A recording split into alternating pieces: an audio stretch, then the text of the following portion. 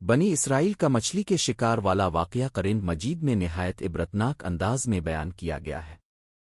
یہ واقعہ ان لوگوں کا ہے جو اللہ تعالیٰ کے حکم کی نافرمانی کرتے ہوئے سبت ہفتے کے دن مچھلیاں پکڑنے لگے تھے۔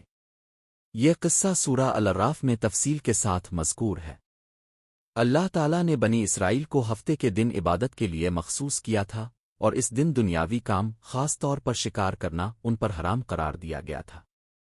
سمندر کے کنارے ایک بستی آباد تھی جہاں کے لوگ زیادہ تر مچھلیوں کے شکار سے روزی کماتے تھے۔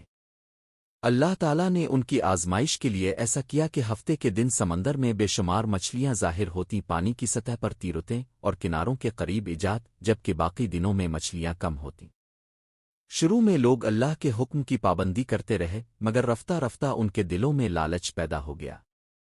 انہوں نے ہیلے بہانے سوچنے شروع کیے تاکہ ظاہری طور پر حکم بھی نہ ٹوٹے اور مچھلیاں بھی ہاتھ آ جائیں۔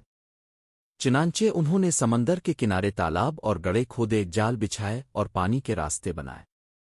ہفتے کے دن مچھلیاں ان تالابوں میں داخل ہو جاتی، مگر وہ اسی دن انہیں نہیں پکڑتے تھے۔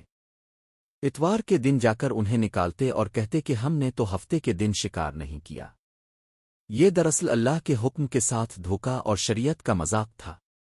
بستی کے نیک لوگ انہیں بار بار نصیحت کرتے اور کہتے، اللہ سے ڈرو، اس کے حکم کی خلاف ورزی نہ کرو ورنہ تم پر عذاب آئے گا۔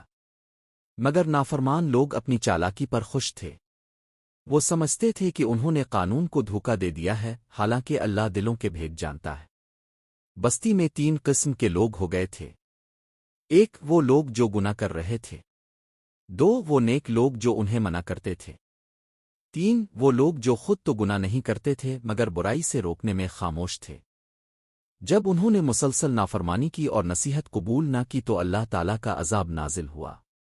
قرآن کے مطابق اللہ تعالیٰ نے ان سرکش لوگوں سے فرمایا، ذلیل بندر بن جاؤ۔ چنانچہ وہ لوگ عبرتناک انجام کا شکار ہو گئے۔